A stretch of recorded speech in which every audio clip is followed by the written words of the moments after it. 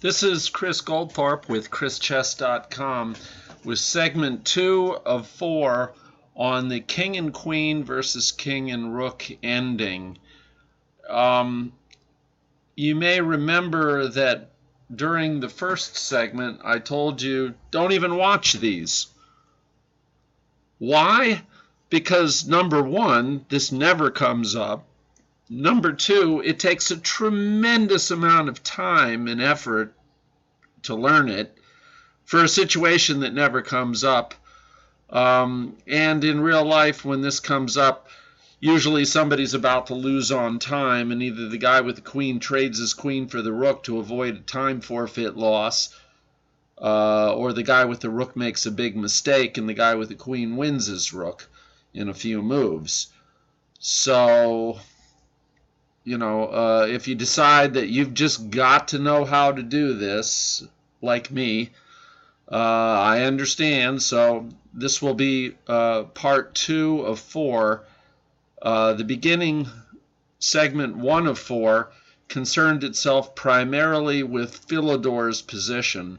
So if you haven't watched that, watch it before you watch this one.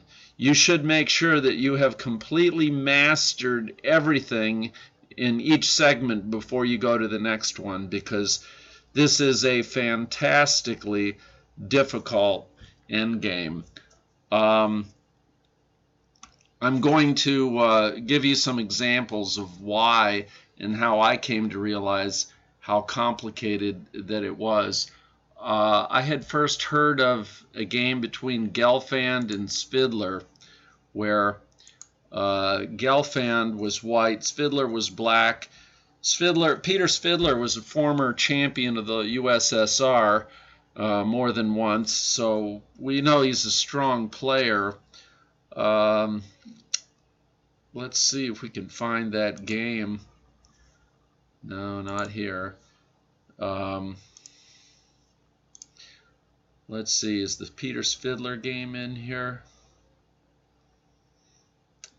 May not be. Yeah, it is. This is the game between Gelfand and Svidler, and they got to a point in the game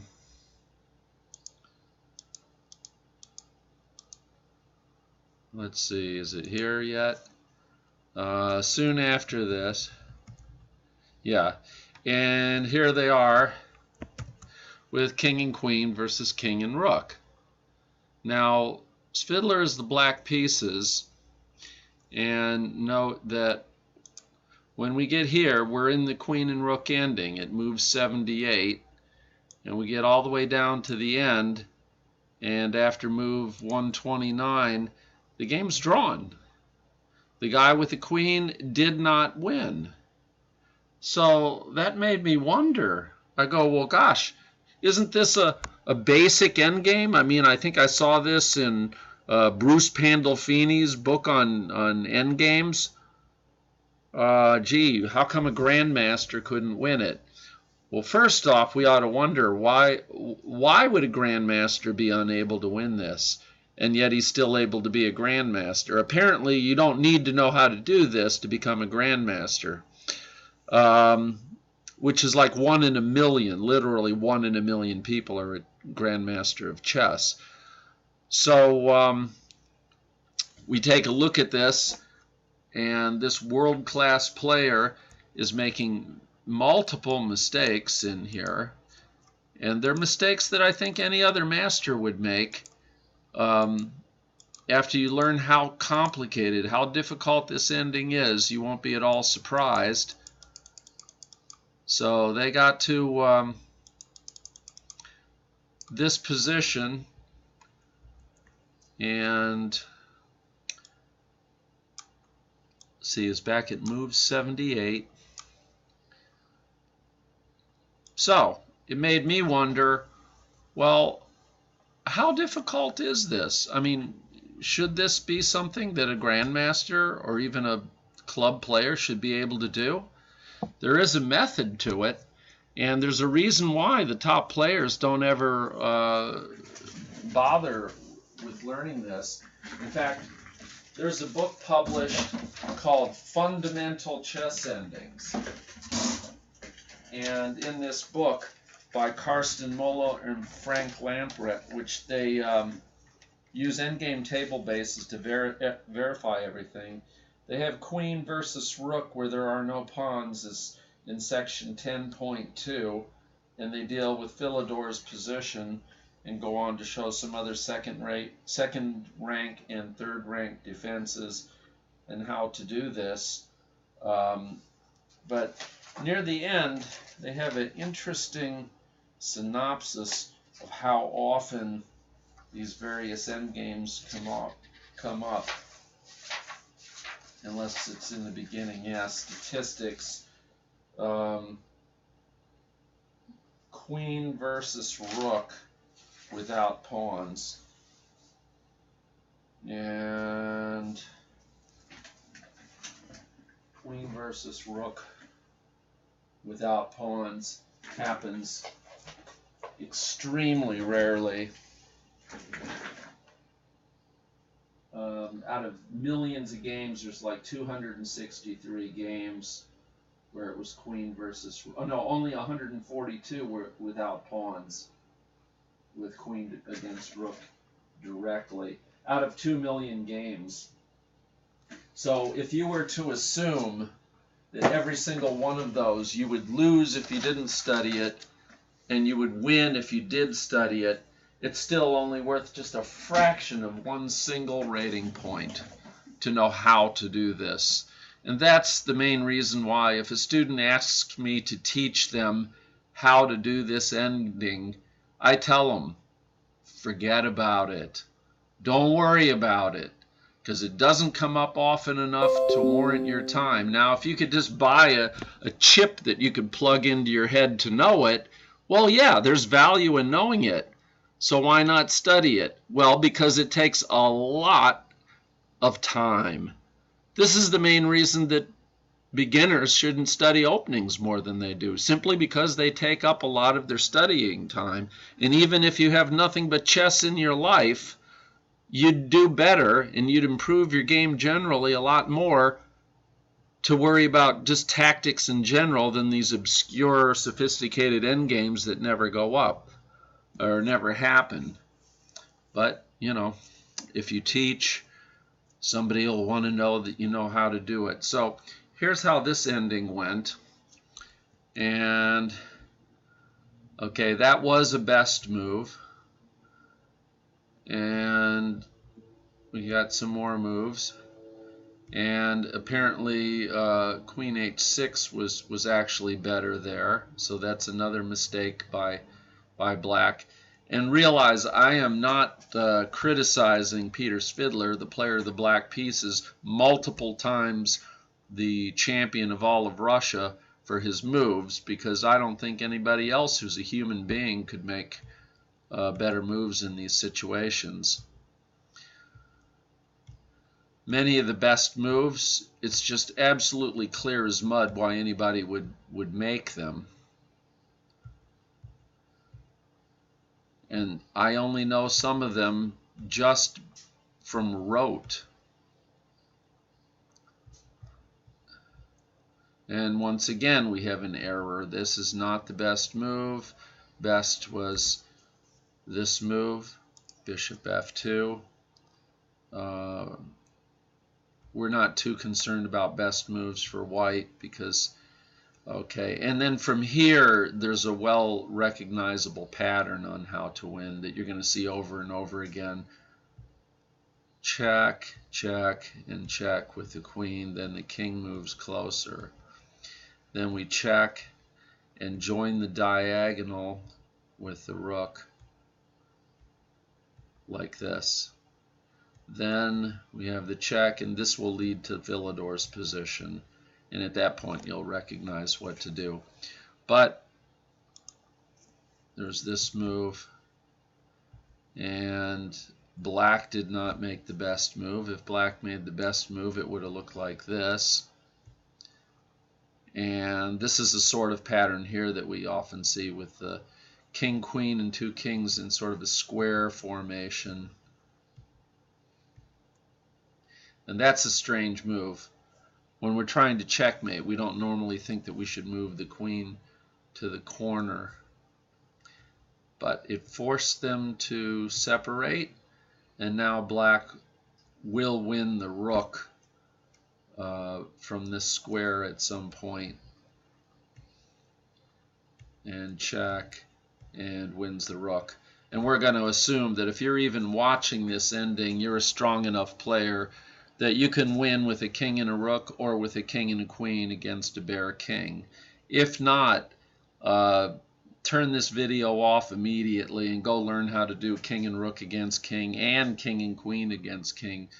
And then follow my advice. Never watch a video about king and queen against king and rook. Don't study it in a book. Don't spend any of your time on it. Spend your time doing something that's going to actually improve your chess playing. Okay, and this is what actually did happen. There's a well-known trap here. If the king were to go to f2, the rook can check from f1 and win the queen if black doesn't capture it, creating a stalemate. So he's not going to do that, so he checks again and attacks them both. And now he moves this closer. Well, I think it's pretty easy to see that this should be drawn. White also, well, this works well enough. See, this is a second-rank defense, so actually black should have been able to break this down. And it's just clear that black does not know how to do this. Maybe he underestimated the true difficulty. Now he's got a checkmate here in a few moves, but watch him not do it. And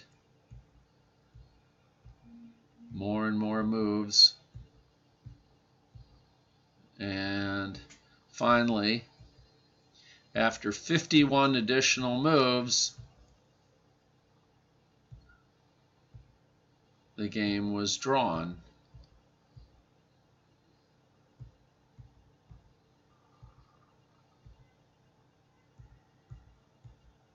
Yeah, over and over, pointless moves keep being made. There's not any easy way. So that game was a draw. So naturally, after I heard about that, I thought, wow, imagine that. A grandmaster doesn't know a quote-unquote basic endgame. Then I learned about the history of this ending. In 1977, Walter Brown was faced with Ken Thompson's first endgame table bases. So you may want to look this up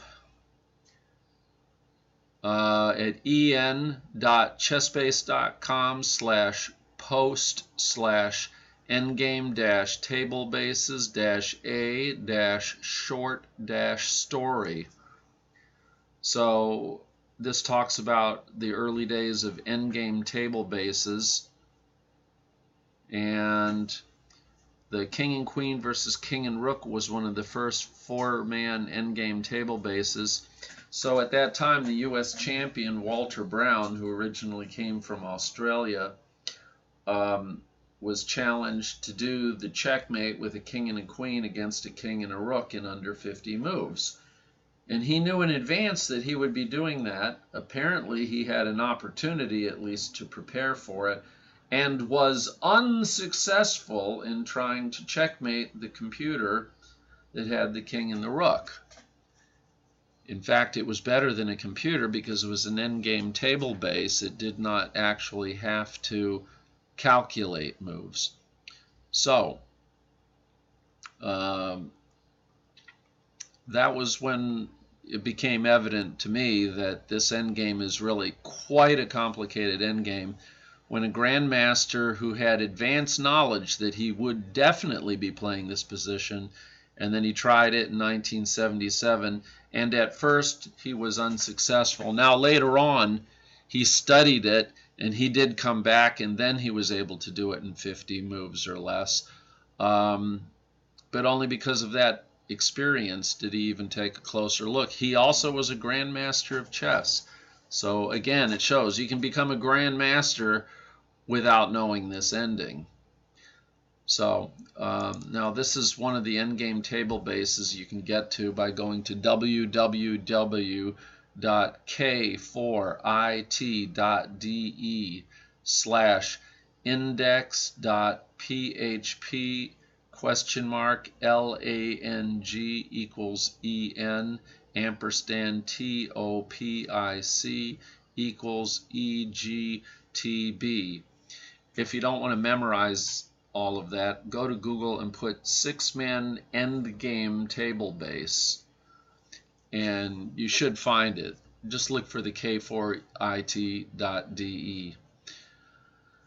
Here we have the position that the Walter Brown game started in.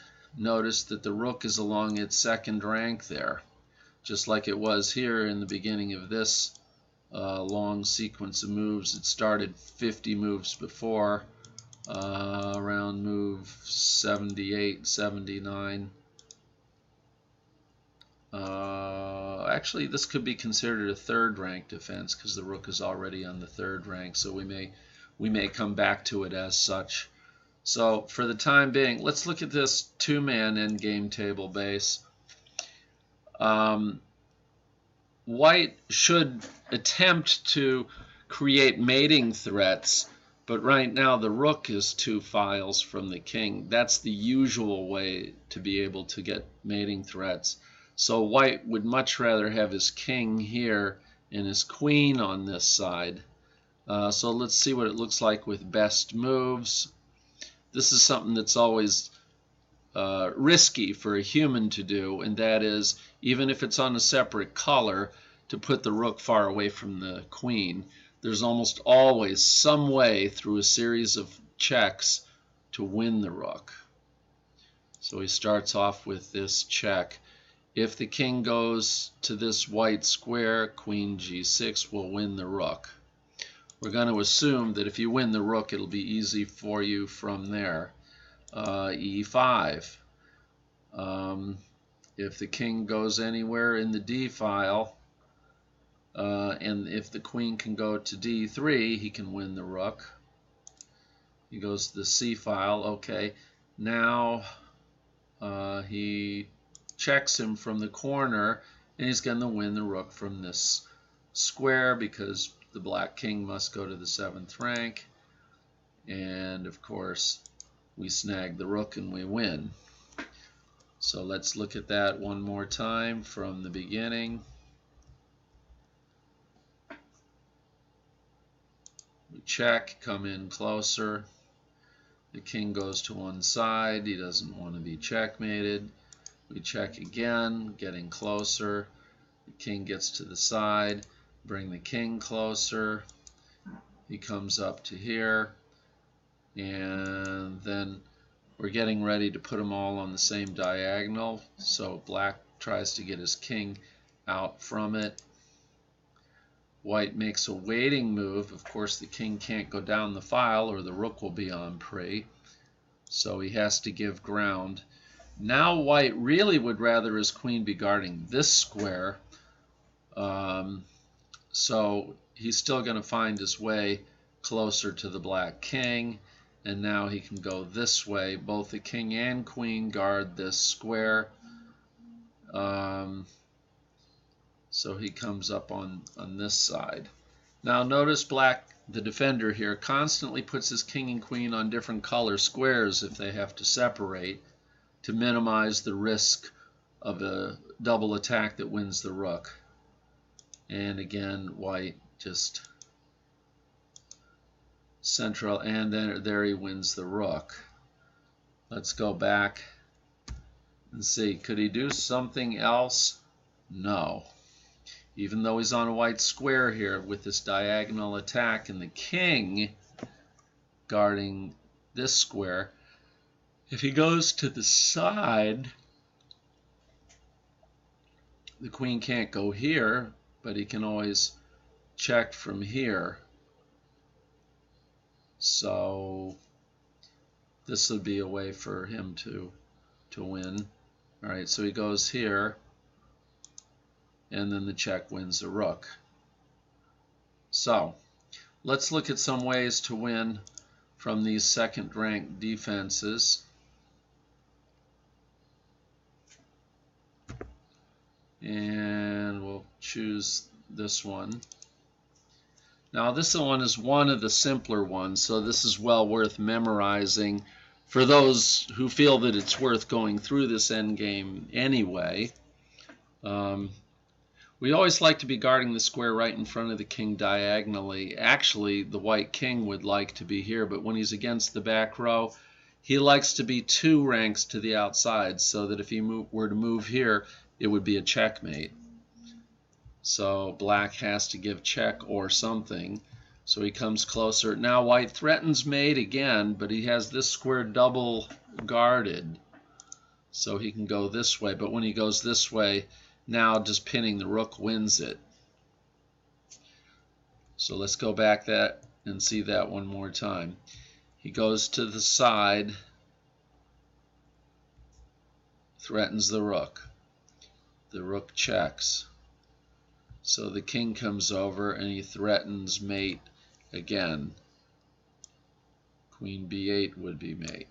So black avoids that and goes here. Of course, this queen check could also win, but it's simple enough to move the queen to either of these 2 squares, as he does, thus pinning and double attacking, therefore winning the rook, and we expect you to win from here. We'll take a look at another example of a second-rank defense. This one is a little more complicated, takes a little longer. And with this is black to move. So he comes over here. Now look at this square here. There's a couple of situations that look very similar, but they're very different. If the white king and queen were reversed, a totally different method would be required. Here it's a check. Now, if the king were to go to e8, he may make it even harder for himself. And then he checks. Now, of course, if black moves to d8, we can capture the rook, and black is not in a stalemate and will be checkmated on the next move. So he's got to keep his rook guarded. What's wrong with putting the rook at c7? Besides the fact that white will checkmate him immediately. See, if he were to go here, then that would be checkmate. So he doesn't go there. He goes here. Well, then white moves closer once more. Now on this, the white king would really like to be where the queen is. So he keeps the rook under attack, and goes to g2, king back to a6, and closer to the rook. And so now b7 is attacked by white's king and queen. So he separates these. Usually once the king and rook separate, white can often find a way to win the rook. So he starts with a check, and there's the winning of the rook, and that's going to win the game pretty easily. If winning the rook does not win the game easily, then again I say you need to go back and learn how to win with a king and a rook against a king, and then learn how to win with a king and a queen against a king, and make sure you have them both completely down pat. Otherwise, king and queen against king and rook is even further over your head than it would normally be. And it's over everyone's head, trust me. Even grandmasters can't do this. If they can, they probably wouldn't be a grandmaster because they would have spent too much time on this trivial ending that never comes up. So, near the end of this video, I'm going to post some resources besides my 3 and 4. Well, maybe I'll put those at the end of segment 4. Because at the end of this I'm going to have something for segment 3. This is segment 2. So look for segment 3. I also found some very good videos, much to my surprise, on king and queen versus king and rook. There are a few by some well-meaning people where they simply show you a little bit about how to win the simplest one, Philidor's position, and they don't even let on how complicated it really is to do in full. So it's rather a disservice and has very little value. But there is a gentleman on the internet that I see, he did a very technical video on this. And so probably he, like I, spent way too much time with it because it's just a mathematical curiosity as far as I'm concerned, not very practical. So, signing off for now. Look for segment 3 coming soon. And thanks for